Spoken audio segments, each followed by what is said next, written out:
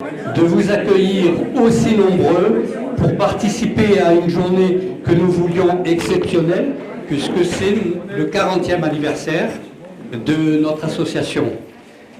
C'est un grand plaisir de vous accueillir, surtout dans un cadre aussi magnifique, grâce, je dirais, à l'amitié de nos amis du CDHA, en particulier Joseph Pérez, qui est le président et qui aujourd'hui s'excuse de ne pouvoir être là, et avec M. Druonot, qui est le bâtisseur, je dirais, de ce beau bâtiment. Il est responsable de la fondation de la recherche historique de l'Algérie, et donc ils nous ont mis à notre disposition cette installation. Nous avons eu ce matin une journée particulièrement chargée. Je pense qu'il y avait pas mal de personnes parmi vous qui ont participé aux ateliers sur la généalogie des rapatriés, au cours de laquelle, j'espère, nous avons pu répondre en grande partie à vos questions. Et vous savez, et je crois qu'on l'a répété ce matin, tous ceux qui n'ont pas pu avoir une réponse immédiate, vous avez laissé à notre disposition vos questions et on essaiera de vous répondre dans le mois à venir. Pour cet après-midi, nous vous proposons 3 exposés, toujours autour du thème de notre association et de la généalogie en général. Je vous présenterai les 40 ans de la vie de l'association, avec un petit point final où nous en sommes en 2022.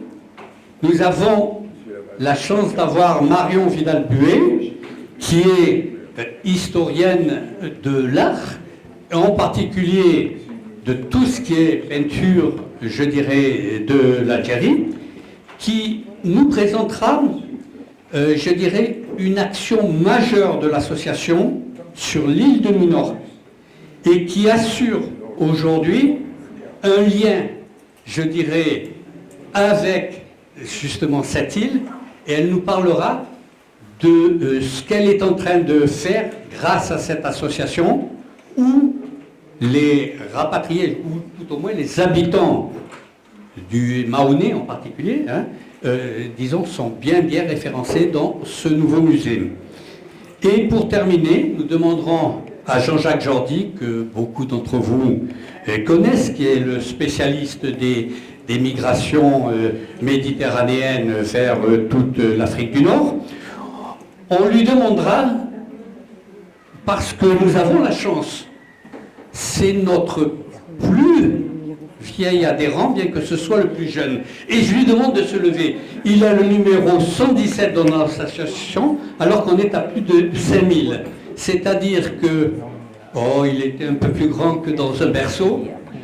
C'est lui qui était un des premiers dans l'association, qui a vécu vraiment la genèse et la construction de l'association, qui pourrait peut-être plus en parler que moi, parce que j'ai travaillé uniquement sur des archives, si vous voulez, mais et qui aujourd'hui va nous faire un exposé, puisque peut-être grâce à l'association, il est devenu chercheur, il a eu sa thèse et de chercheur, toujours dans le domaine, je dirais, de l'histoire des rapatriés, et il nous démontrera ce que la généalogie peut apporter à l'histoire, mais surtout ce que l'histoire et les historiens apportent à notre, je dirais, on est un peu des annexes d'historiens, je crois. Bon, voilà.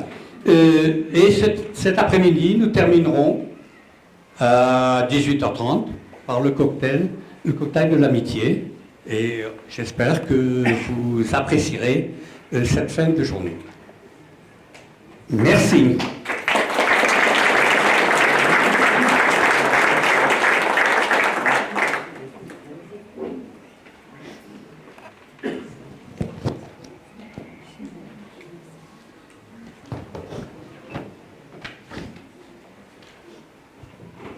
Comme je vous le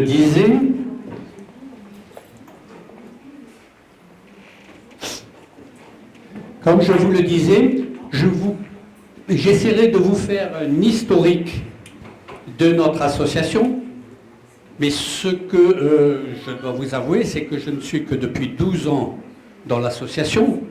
Alors, disons 10 ans, c'est-à-dire que les 3/4, je ne l'ai pas vécu. Alors, je vais essayer de vous raconter cette histoire, parce que c'est véritablement une histoire passionnante, en partant d'archives.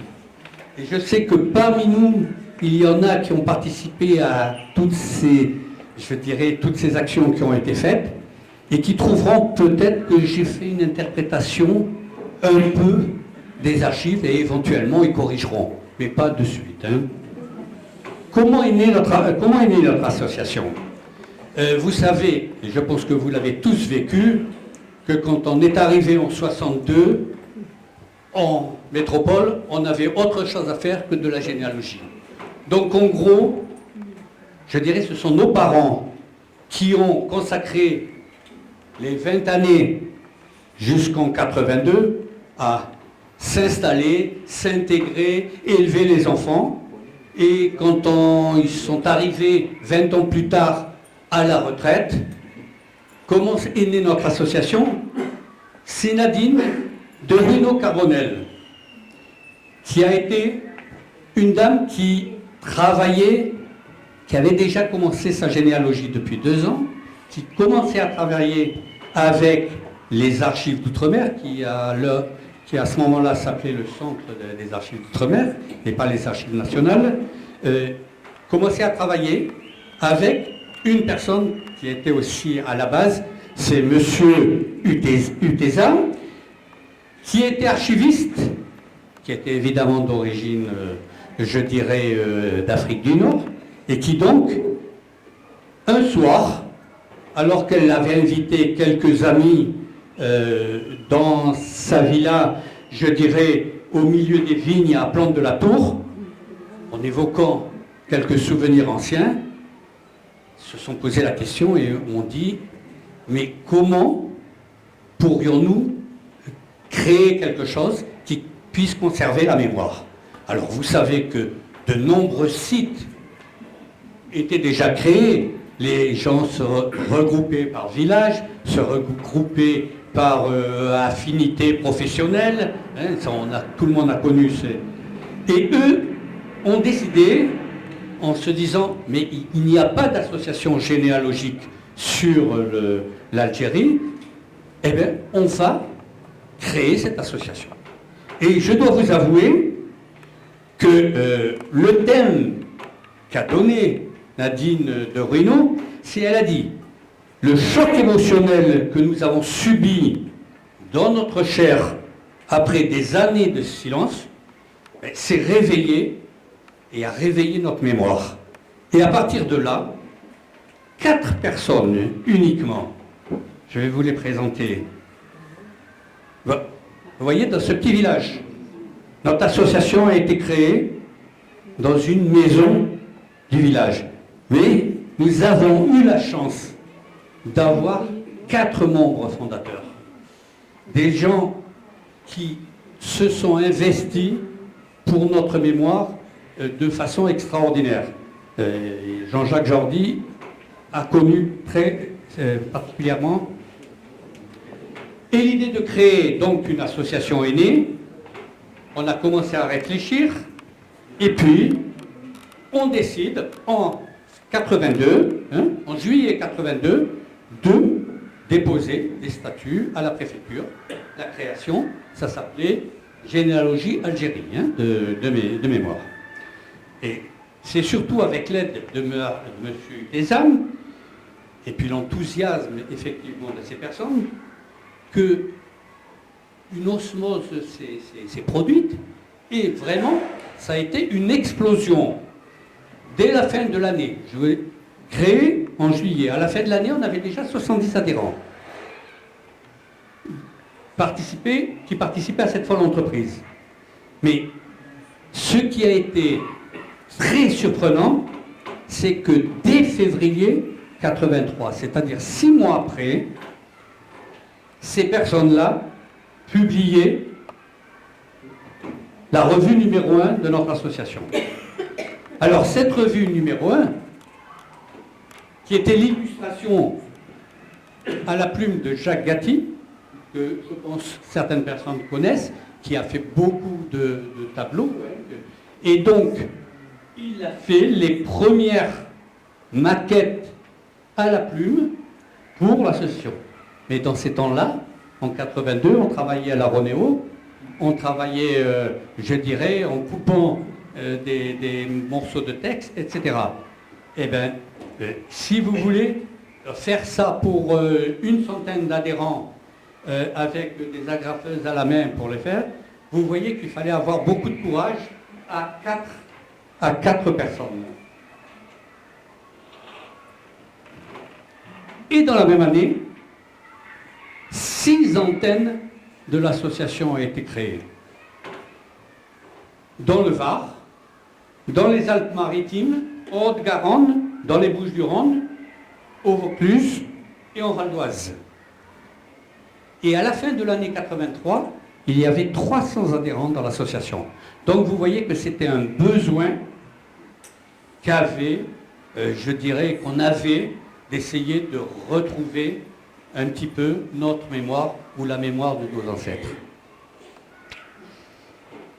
Et cette année 83, je dirais, a vu l'arrivée d'un certain nombre d'adhérents qui n'étaient pas d'Algérie, qui étaient du Maroc et de la Tunisie. Donc on ne s'arrête pas, on redépose des statuts et on s'appelle maintenant généalogie, Algérie, Maroc, Tunisie. Dans la foulée. Et en fin d'année, ce qui est, je dirais, extraordinaire, c'est que notre association participe au Congrès national de généalogie. Tous les 2 ans, je dirais, la Fédération de généalogie, la Fédération nationale de généalogie, organise un concours. Organise 2 jours de manifestation annuelle. Et si vous voulez, cette manifestation se passait à Versailles. Vous savez comment se terminent ces congrès? C'est quelle est l'association qui, dans 2 ans, voudra organiser le congrès. Le président de la fédération demanda quel cercle proposait sa candidature à l'organisation du congrès en 85. Une petite voix s'éleva du fond de la salle. Elle était inconnue. Quel est votre cercle, madame? Généalogie, Algérie, Maroc, Tunisie. Personne ne connaissait cette association. Ils ont dit, bon, on va essayer de comprendre, mais vous comprenez, on n'a jamais confié un congrès à une dame. Pas de sexisme. Pas. Donc, c'est la première fois qu'on va confier ce congrès à une dame. Mais en plus, on ne vous connaît pas, madame. Si vous voulez aller plus loin dans la démarche, il faut que vous deveniez administratrice de la Fédération nationale de généalogie. Martine, comme de bien entendu, a dit, mais aucun problème, vous pouvez me compter par les administratifs. Et une phrase de notre ami Jacques Gatti, à son retour au plan de la Tour, puisqu'il était lié aussi au Congrès, qui rencontre l'époux de... et lui dit « ta femme est folle ». Alors, suite à ça, vraiment, les journaux de généalogie ont vraiment réagi immédiatement, puisque la Revue nationale de généalogie titrait, suite au Congrès, « Un peuple qui bondit d'amour ». Donc c'était le peuple des rapatriés, faisant remarquer que c'était le premier congrès confié et organisé par une femme. Encore un rappel. Et suggérant, avant il se passait un week-end, de l'élargir à 4 jours. Donc vous voyez la publicité inespérée, mais qui a fait connaître notre association. Je laisse à penser ce que furent, je dirais, les 2 années de préparation pour l'équipe, en particulier des 4 personnes que je vous ai présentées. Parce que tous les mois, il y avait une réunion à Paris, à la Fédération, pour préparer cela. Et puis, notre équipe aurait pu se contenter de dire, dans la Tour, on n'est pas loin ici de Cannes, Saint-Tropez. Ou de Saint-Tropez, on va organiser ça. Non. On décide d'organiser ça à Avignon. Et où? Évidemment, à ce qu'il y a de plus beau à Avignon. Donc, imaginez l'organisation d'un congrès de 500 personnes.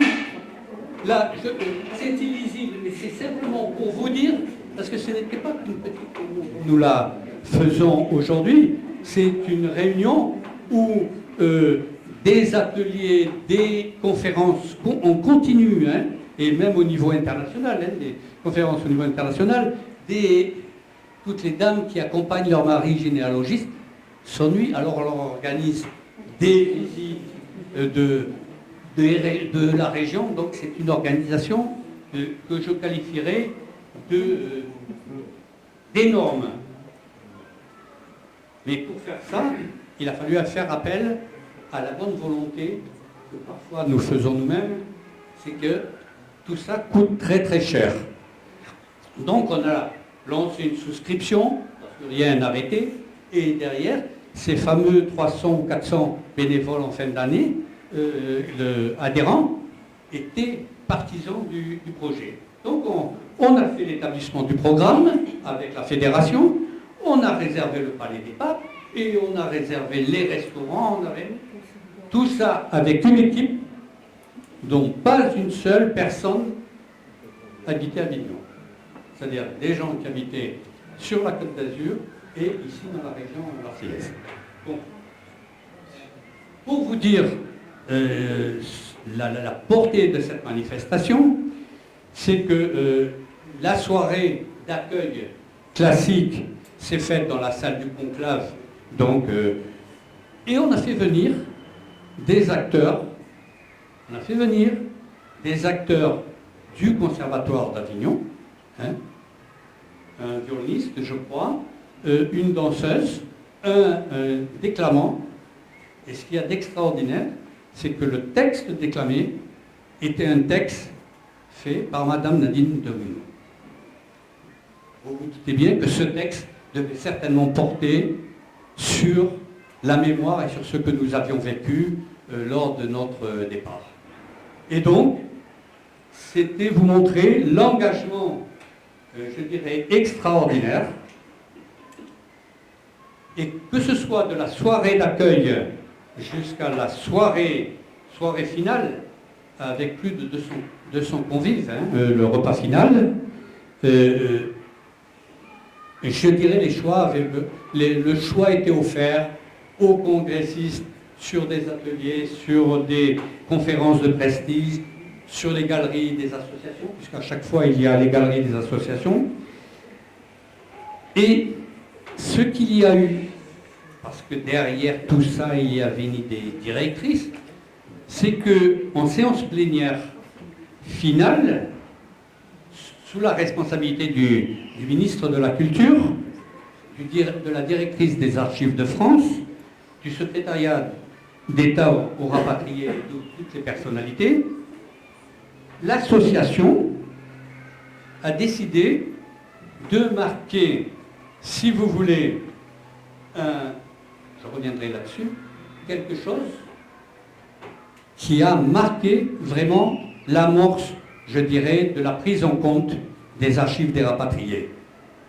Madame de Ruino a réussi à imposer que les vœux émis en conclusion du congrès d'Avignon, c'est que la demande de tous les actes d'état civil au-delà de 100 ans concernant les Français d'Afrique du Nord soit versée aux archives d'outre-mer Mais surtout, quelque chose qu'à mon avis, moi je considère encore plus important, c'est que, peut-être ne le savez-vous pas, c'est que un certain nombre d'archives qui avaient été ramenées d'Algérie ont été restituées dans les 20 années qui ont précédé à l'État algérien, sans aucune concertation.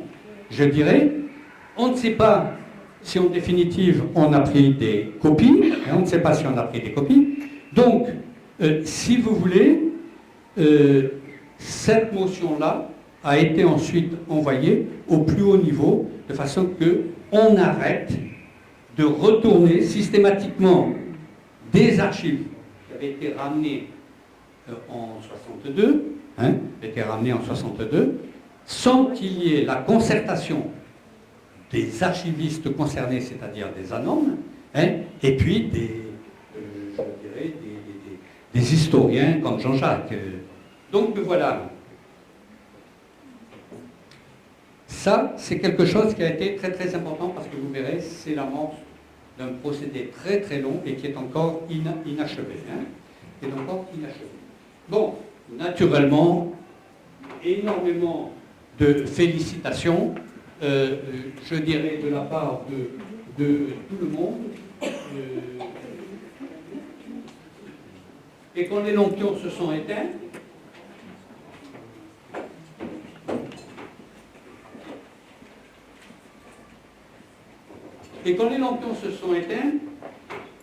nos amis étaient non seulement très satisfaits des félicitations, mais c'est quelques jours ou quelques semaines après, ils se sont rendus compte qu'on avait peut-être été un petit peu trop loin, je dirais, qu'on s'était peut-être un peu brûlé, comme Nadine avait dit. Jusqu'à aujourd'hui, on a volé de nos propres ailes, mais est-ce qu'on ne s'est pas brûlé les ailes comme au Zénith? Bon, parce qu'il est resté de gros problèmes financiers à l'association. Mais à ce moment-là, si vous voulez, est arrivée une deuxième, je dirais, une deuxième vague de bénévoles et très très actifs, en particulier des gens avec l'équipe de Claude Delaille, qui a été notre président, qui m'a précédé pendant 20 ans, et qui a repris. Bon, voilà la genèse de notre... Vous voyez que ça n'a pas été quelque chose de facile, mais ça montrait bien le dynamisme que pouvaient avoir les rapatriés, je dirais, comme lors de l'installation de nos ancêtres en Algérie, on essayait de reconstruire quelque chose en France.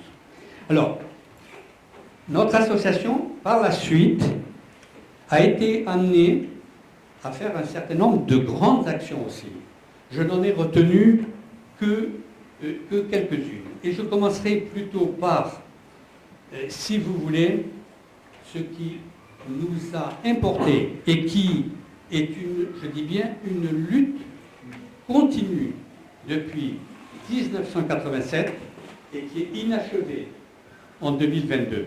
C'est que cette fameuse motion du Congrès a été envoyée à tous les ministères de culture, des rapatriés, la direction des archives de France, en demandant que l'on reprenne la numérisation des actes manquants, parce que quand nos ancêtres sont revenus, les deux, je dirais, toutes les archives de l'état civil sont restées en Algérie. Et il y a eu deux campagnes, c'est en 67 et 72, je crois, les dames du... ça peut être mieux que moi, deux campagnes, mais on a voulu nous donner que 3/5 des actes. Et il nous manque 2/5 depuis l'origine. Donc, cette requête de faire venir au moins les 2/5 s'est initialisée en 87. Je puis vous certifier, vous verrez ma conclusion, c'est qu'aujourd'hui, elle n'est pas terminée. Elle n'est pas terminée. Elle n'est pas commencée. Tout ça. Bon, si vous voulez, j'ai fait un historique là, mais c'est plutôt à l'intérieur, à la disposition des gens carrément de l'association. Et vous allez voir, je vais dérouler assez rapidement des flips, et avec à chaque fois peut-être un point pour vous dire, ah oui, le gouvernement nous dit qu'on va faire ça, le gouvernement nous dit qu'on va faire ça. Donc, si vous voulez, on a eu effectivement, à chaque requête, on a eu une réponse des autorités. Hein. Bon, c'est compte tenu des difficultés, vous voyez la réponse en 87, la première là. Hein. Ils nous ont répondu, compte tenu des difficultés matérielles et techniques que représente ceci, on abandonne. Ça a été tout à fait... et puis on va, non pas aller reprendre ces 2/5, vous allez demander au service central de l'état civil de vous reconstituer vos actes. Et c'est là où beaucoup de personnes se sont trouvées dans la situation où on leur demandait les livrets de famille des parents, des grands-parents pour prouver qu'ils étaient français. Ça a été une période assez trouble. Hein. Alors, si vous voulez, 2 ans plus tard, puisque les représentants des Anambres sont là, 2 ans plus tard, vous savez qu'on avait demandé le transfert des actes de plus de 100 ans vers les Anambres. Paris répondait, mais on les a envoyés. Mais malheureusement, le conservateur responsable des Anambres en 89, nous n'a rien reçu. Bon, vous voyez les allers-retours successifs qui ont été faits. 90 est passé, 91, 95. Que se passe-t-il? On relance à nouveau sur ces points-là, en 95. La réponse du ministère, le nécessaire va être fait en 97. Ayez assez de patience. 97, rien. 2000, rien. On arrive à 2003, l'année de l'Algérie. La réponse des autorités françaises, c'est qu'elles sont absolument favorables, parce qu'à chaque fois, ça correspond à des demandes formulées au plus haut niveau. Hein. Les autorités françaises ne peuvent être que favorables à une telle opération. Parce qu'à chaque fois, on a changé. Hein.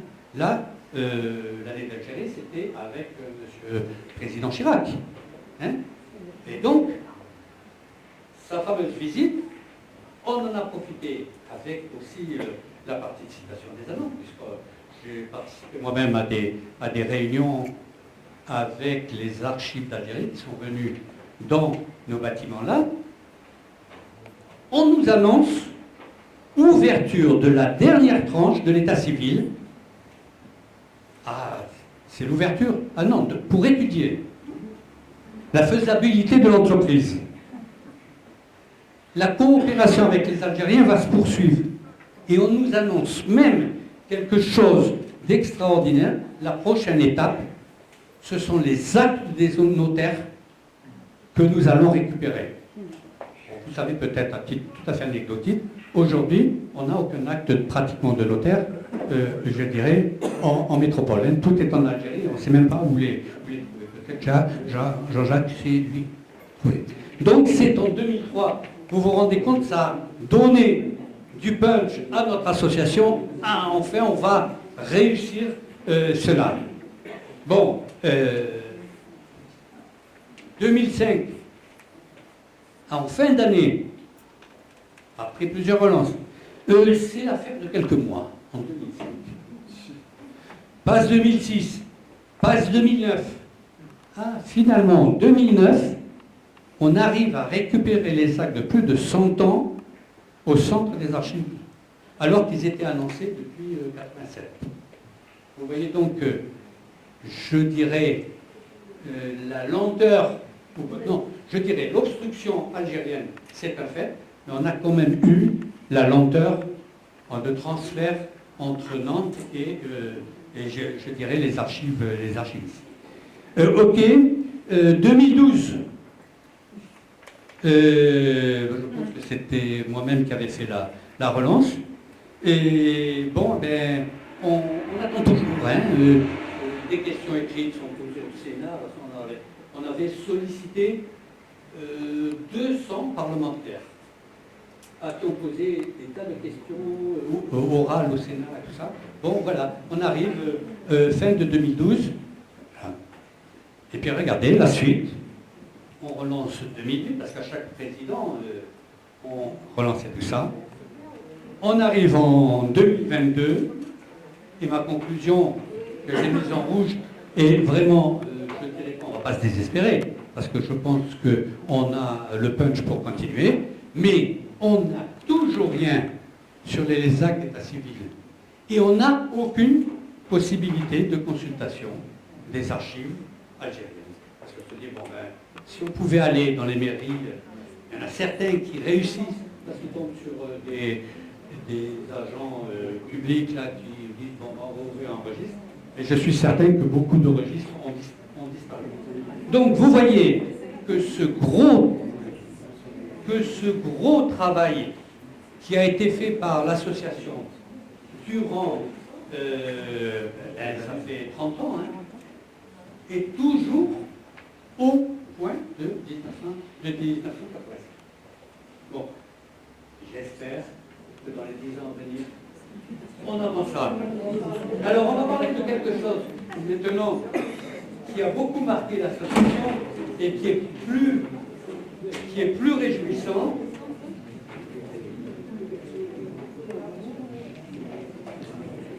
Là, comme je vous disais, une nouvelle équipe avait pris les rênes et ils ont décidé que ça serait sympathique de se retrouver des groupes ensemble et sur le thème de voyage mémoriel en faisant des retours aux sources avec l'idée évidemment du tourisme, hein, ce que j'ai représenté là de photos de voyage, mais surtout aller faire les archives, hein, et puis voir un peu le folklore et la cuisine locale. Donc, cette idée proposée en Assemblée Générale a eu un tel succès, si vous voulez, que regardez ce que l'équipe a été capable de faire. Pendant 10 années consécutives, des voyages vers les territoires de nos ancêtres, parce que n'oubliez pas qu'en Algérie et qu'en Afrique du Nord, la population était un melting pot d'Espagnols, d'Italiens, d'Allemands, de Maltais, etc. Et donc, l'équipe qui était en place a programmé chaque année un voyage, et des voyages vraiment organisés. Je vais vous en décrire un ou deux qui sont caractéristiques. La seule chose que je ne vous décrirai pas, mais qui a été de loin la plus grande action, c'est ce qu'on appelle notre Minorquine. Mais là, Marion Buet, tout à l'heure, vous dirait exactement. C'est la plus grande action mémorielle qui a été faite, je dirais, par notre association. Je n'en dis pas plus parce que Marion a un beau texte là-dessus. Je prends 1998. Et je crois que parmi nous, on a, vous la verrez tout à l'heure sur la photo, on a parmi nous une participante alors, je vais peut-être broder, mais tu m'excuseras. Bon, ok. Vous savez que les voyages, je dirais les convois, les 17 convois de 1848, c'était organisé par le gouvernement en place pour déplacer des Parisiens qui étaient un petit peu trop agités dans la capitale, en leur proposant comment vous dire, un paradis, hein, un Eldorado algérien, et il y a eu 18 convois qui se sont échelonnés donc en 1848, et l'idée de notre équipe là a été de dire, eh bien si on essayait de voir comment un convoi parti de Paris est arrivé jusqu'à Marseille où il a embarqué vers l'Algérie. C'était une idée extraordinaire. Non, mais il fallait tout organiser. C'est-à-dire que je crois qu'il y a une quarantaine de personnes qui sont parties d'Aix-en-Provence, et ils sont montés où? Ils sont montés au quai de Bercy, puisque c'était là-bas que l'on embarquait. Et au quai de Bercy, ils n'ont pas trouvé l'endroit où les péniches avaient été créées, tout ça, parce que vous savez qu'à Bercy, je crois qu'il y a d'autres grands bâtiments du gouvernement qui ont pris la place. Donc, là-dessus, un peu déçu, je crois. Hein. Vous avez été un peu déçu. On a dit, bon, ben, on redescend le chemin. Chaque étape était balisée avec de l'hébergement. Et nos amis valeureux, vous voyez, au départ, sont partis avec la copie du drapeau, c'est je ne sais plus de quel convoi, qui s'installait à l'Audi. Ça, c'est une copie de ce drapeau. Voilà une partie de l'équipe qui a posé là. Et puis, qu'est-ce qu'on a fait? Ben, les gens descendaient par les canaux. Et en ce temps-là, il y avait la fameuse, à Rony, les fameuses 7 éclipses. Et c'est là où je vous disais, oui, de façon anecdotique, vous avez une de nos amies présentes qui était du voyage. Bon, elle n'a pas voulu se retourner parce qu'elle a vu elle est là. Bon, si vous voulez, elle était du voyage. Ils ont regardé ces fameuses écluses qui sont aujourd'hui, je dirais, complètement arrêtées. Ils ont, de ce canal-là, on est passé au canal du centre. Donc vous les voyez à côté en train de présenter le drapeau à la municipalité du canal du centre. Ah, non, je vais un peu trop vite. Arrivé à Lyon, nos braves ancêtres sont descendus sur des péniches jusqu'à Marseille. Eh ben, ils ont pris des péniches, mais des péniches bien aménagées, quoi, je crois. Hein.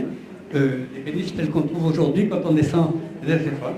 Et ils ont fait à nouveau étape à Arles, parce qu'à Arles, c'était un lieu de rassemblement.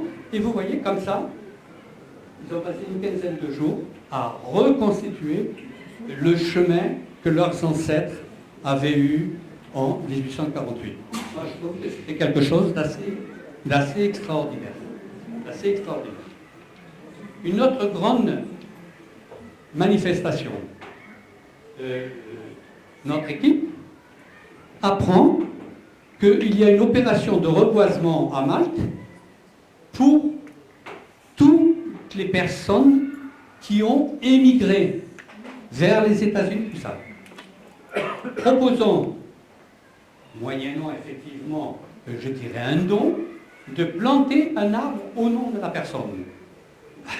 Notre association, qui compte beaucoup de Maltais et qui a pas mal travaillé sur les Maltais, a dit, mais extraordinaire, c'est le voyage qu'on doit faire. Et donc, il y a eu une collecte, on a envoyé ça à l'Office du tourisme, et chaque personne qui avait fait un don pour ce reboisement, quand notre équipe est arrivée sur place, a eu le plaisir de retrouver son arbre avec, je dirais, l'étiquette sur son arbre. Donc vous voyez, c'était vraiment, on a replanté les racines de nos ancêtres dans le pays. On a fait ce geste-là. Et puis comme, je dirais, ça a été un grand plaisir, l'Office du tourisme a dit, mais attendez, l'association n'a pas d'arbre. Donc nous, on va vous en offrir un. On va nous offrir un. Et vous voyez là, notre président qui est en train de planter l'arbre de l'association qui doit exister aujourd'hui. Bon, ce que nous ne savons pas, si les personnes qui ont participé à ce voyage ont été ramassées, ont été faire la cueillette des olives de leur arbre. On n'en a pas eu d'écho, on n'en a pas eu d'article dans notre revue. Hein. Mais si vous voulez, ça a été, de la part de tout le monde, je crois, des rares personnes que j'ai rencontrées, ça a été un moment émotionnel très fort. De retrouver, je dirais, ses racines dans le sol ancestral. Bon, ça c'était la partie plaisir. Je vais dire, toutes les années avec un plaisir, non, mais par ailleurs, l'équipe travaille sur une autre grosse, je dirais, opération qui a beaucoup marqué, à laquelle j'ai participé parce que je n'étais toujours pas dans l'association à ce moment-là. C'est grâce toujours à M.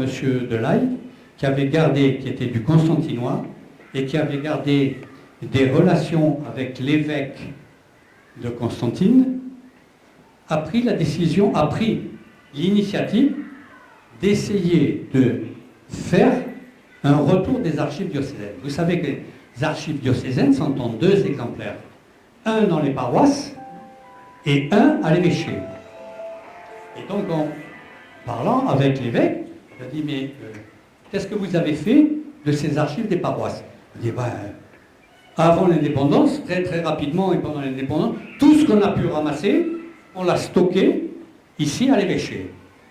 Et elle vous sert à quoi? À rien. Eh bien, si on les ramenait en métropole, vous avez là, je dirais, la version d'origine. Nous, on a les versions des paroisses. Et donc, à partir de ce moment-là, des pourparlers ont commencé en 2004. Et ces archives sont arrivées en 2006, ici, à Aix-en-Provence. Je vous passe les péripéties de ce transfert. Il ne faut pas oublier qu'on était dans un pays indépendant, qu'on retirait des archives du pays.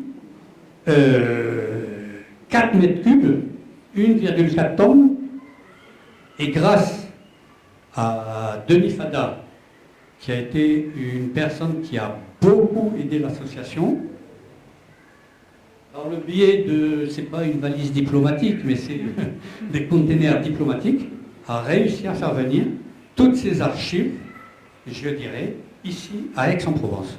Nous étions, l'association s'était engagée, je dirais, d'assurer la sauvegarde de ces archives. Parce que pour nous, c'était une sauvegarde. Vous savez qu'il y avait eu déjà une première sauvegarde, je crois que c'est au moment de l'indépendance, par les sœurs Clarisse de Nîmes, qui ont récupéré les archives du département d'Alger. Là, on récupérait les archives du département de Constantine. Et quelques années plus tard, on a réussi quand même, mais ce n'est pas l'association qui l'a fait, à récupérer les archives diocésaines d'Oran. Bon, mais ce sont des archives privées. Donc il nous a fallu, si vous voulez, établir les choses. Ce sont des archives privées, alors qui posent, personnellement, je pense, un problème. Parce qu'aujourd'hui, l'Église d'Algérie est une église indépendante de l'Église de France. Elle dépend directement de Rome. Et ce lot d'archives que nous avons là, à qui appartiennent? L'Église d'Algérie nous appartiennent.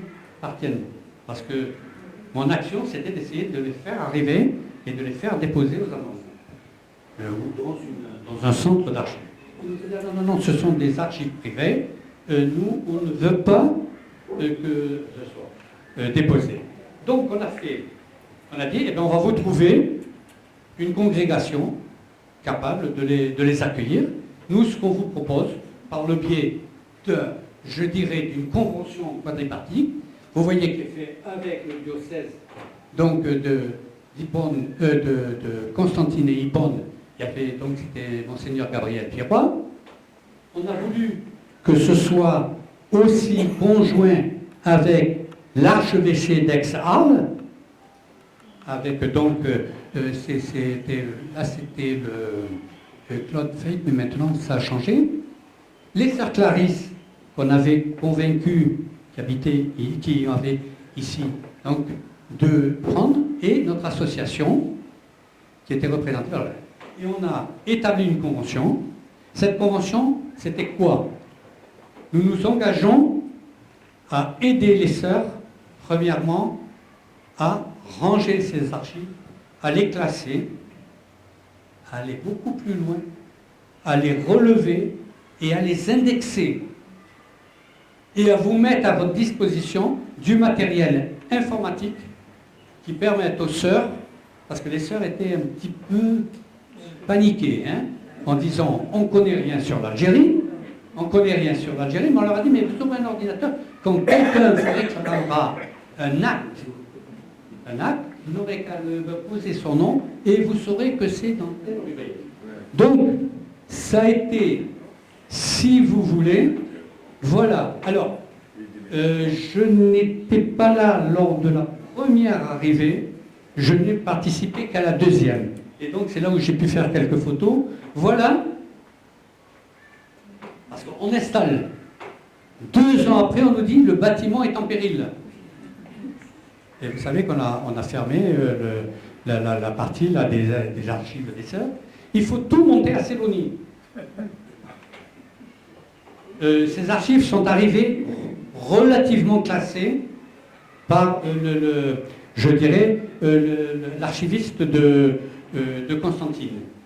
Et nous, ici, on avait une disposition. Alors, vous voyez, ça, c'est le deuxième déménagement. Le premier a été encore plus, je dirais, dramatique, parce que les déménageurs nous a laissé tout en bas. Il fallait monter au deuxième étage, dans des bâtiments, vous savez, alors des bâtiments du Moyen-Âge, presque, hein, puisqu'ils ont été obligés de les abattre, dans des couloirs, mais je n'étais pas là.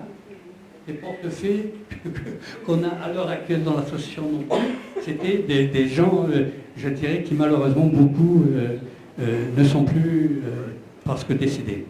Donc là, c'est le deuxième déménagement. Ça veut dire qu'on avait déjà fait tout un premier classement. Hein. Là, on a été amené à faire un deuxième classement. Vous voyez le vrac dans des nouveaux locaux. Et comme d'habitude, les locaux des sœurs, vous savez, ce sont des petites cellules et il faut tout ranger à l'intérieur. Donc, vous avez là l'arrivée, les gens qui ne retrouvent pas leur carton. Là, vous voyez, vous retrouvez même notre ami Mathieu, qui a l'air perplexe devant le classement qui a été fait au départ. Et puis, Claude Delaille, et je pense que c'est Anne-Marie Duvalier qui était là à vraiment, vous voyez, on a tout classé par ordre chronologique, par ville, par, je dirais, par paroisse, etc. Donc voilà ce que ça donnait pendant 3 jours. Et puis voilà ce que ça donnait une fois que tout était classé. Et vous voyez bien que c'est chez les sœurs, parce qu'elles ont tous absolument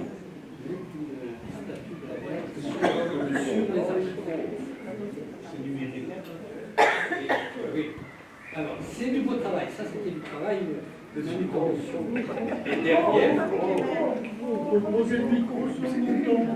Oui, bon, oui. Ok, merci. Excusez-moi. Je suis un peu trop. Ok.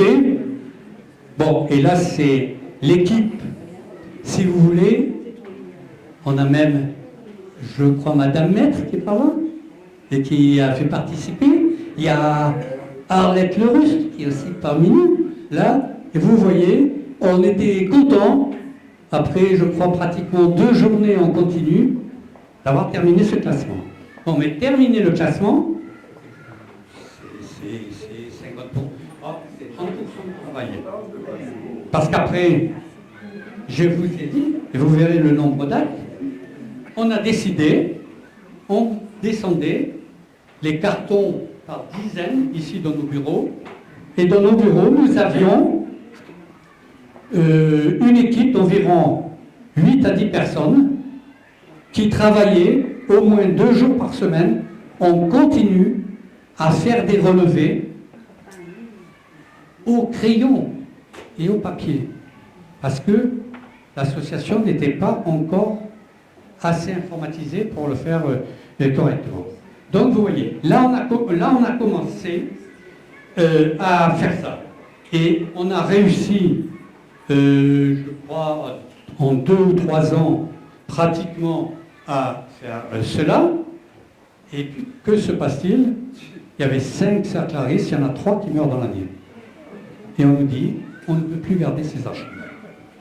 On reprend nos bâtons de pèlerin, on a mandat du de l'Archevêché, et on trouve un lieu d'accueil chez les sœurs, je dirais, à Tarascon. Chez les sœurs à Tarascon. Donc, on recommence. Et cette fois-ci, en une journée, je crois qu'on a réussi à... Vous voyez, on est beaucoup moins nombreux. Pratiquement, on n'était que 3. Toujours Marguerite, qui est partante quand il s'agit de dynamiser un peu. Bon, un grand ami qui a été, je dirais, l'initiateur de l'informatisation. Hein. Et puis Mathieu, effectivement, qui était notre homme à tout faire, de la manutention à l'informatique. Et puis nos 3 sœurs, dont la mère principale, qui a accepté. Et donc, on a tout réinstallé à nouveau. Et qu'est-ce qu'on a fait? Alors, je ne sais pas si j'ai la photo. Non.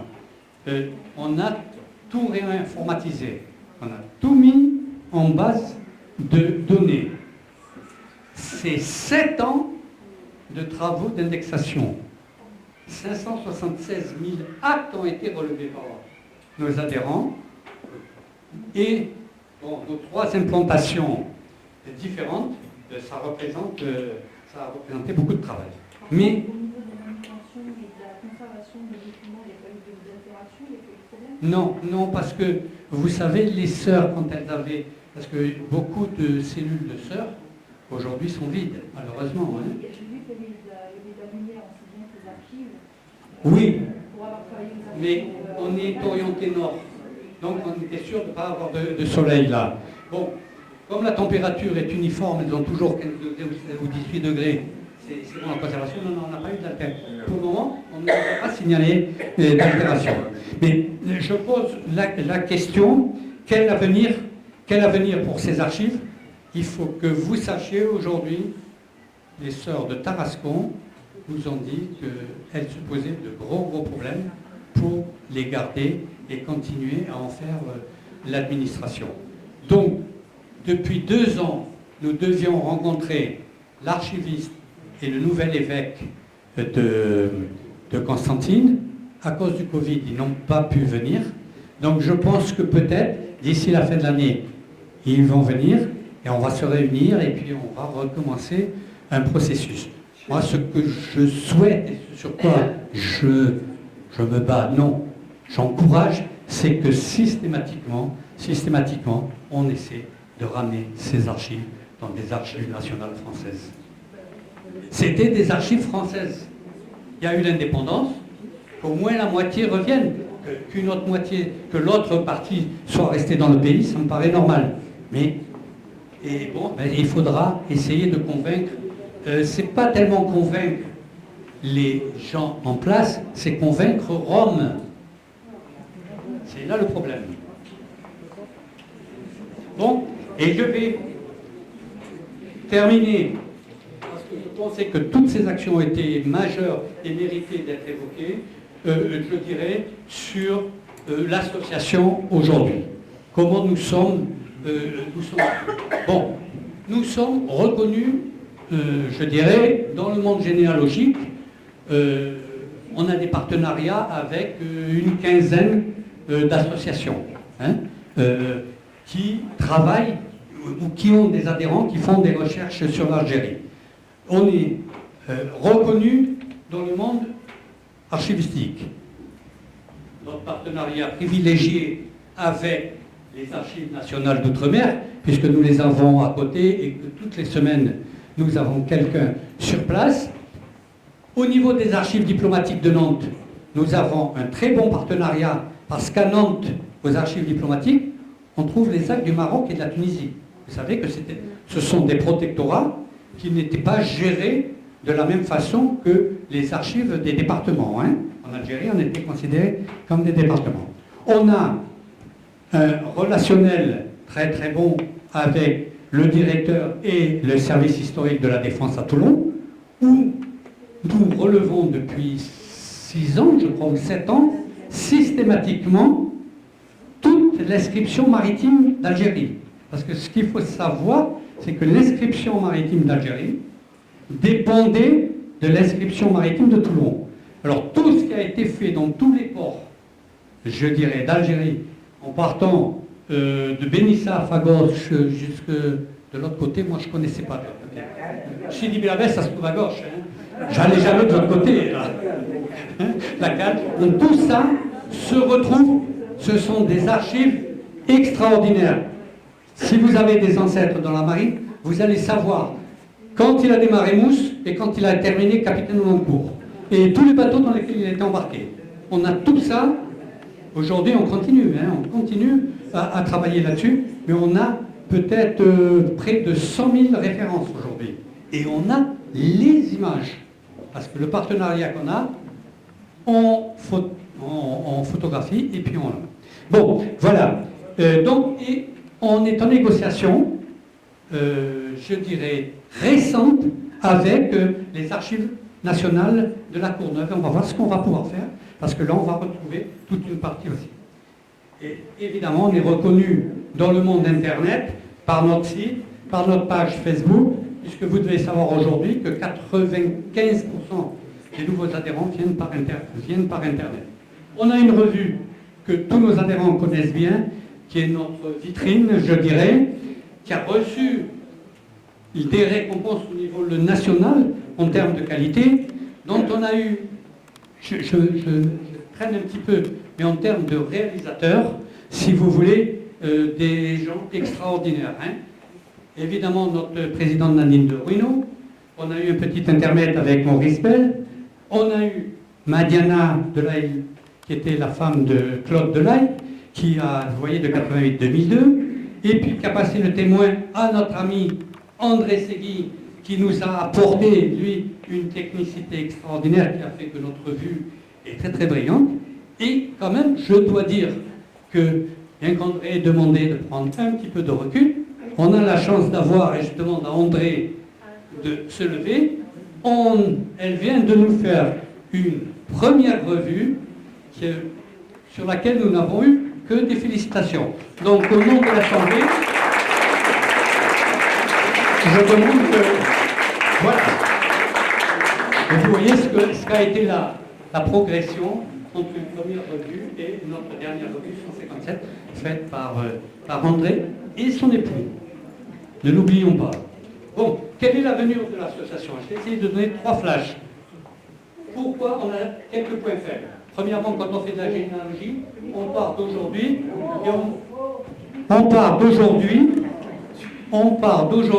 on essaye de remonter au Moyen-Âge, si on peut, je dirais, à Vercingétorix, et il y en a même qui remontent aux dieux, paraît-il. Hein. Mais nous, on n'a que 130 ans. Donc, vous voyez, beaucoup de gens, après avoir eu leur renseignement, nous quittent. Mais ce n'est pas du tout l'état d'esprit vraiment d'un généalogiste. Ce qu'il faut que vous sachiez, c'est que, tu pourras me le confirmer, je considère que 95% de nos archives sont restées en Algérie. Parce que si on a récupéré 3/5, si on a récupéré des archives je dirais, policières, etc., nous avons perdu toutes les autres archives, universitaires, hospitalières, tout, municipales, etc. Donc, vous voyez la difficulté. Et puis, aussi quelque chose de relativement récent, c'est l'étau qui se resserre autour des associations de généalogie. À savoir que, si vous voulez, on a les 2 grandes associations françaises de généalogie professionnelle qui se sont associées à 2 grands groupes américains. Et ils relèvent tout. Et aujourd'hui, beaucoup de jeunes généalogistes viennent vers nous et nous disent, peut-être même les vieux, mais moi j'ai fait toute ma généalogie sur Internet. Bon, voilà. Eh bien, vous avez fait votre généalogie et vous avez l'acte de naissance de votre grand-père. Ah non, on l'a pas. Ah ben, alors, commencez par le rechercher parce que peut-être c'est quelque chose que vous avez pris chez quelqu'un ailleurs. Bon, donc voilà, on a cet étau, mais notre chance, c'est que nous ne nous contentons pas de l'état civil. Aujourd'hui, nous avons 20 tables différentes. Puisqu'on ne pouvait pas trouver tout notre état civil, on a balayé toutes les archives de France, et quand je vous dis toutes les archives de France, c'est les 95 archives départementales. On a envoyé des gens qui nous ont fait des relevés dans tous les départements. Bon, et je termine quand même sur un point positif, ce sont les points forts. Cette richesse des archives métropolitaines concernant la FN, on trouve partout. N'oubliez pas qu'on était 3 départements français. Donc on trouve partout ces archives. La diversité des relevés, je viens de vous le dire, on fait de tous les côtés. Hein, et puis surtout l'engagement, je dirais, de nos équipes, parce qu'on est plusieurs équipes, hein, équipes de direction, etc., sur la défense de notre patrimoine. Là-dessus, j'ai été trop long comme d'habitude et je vous présente mes équipes.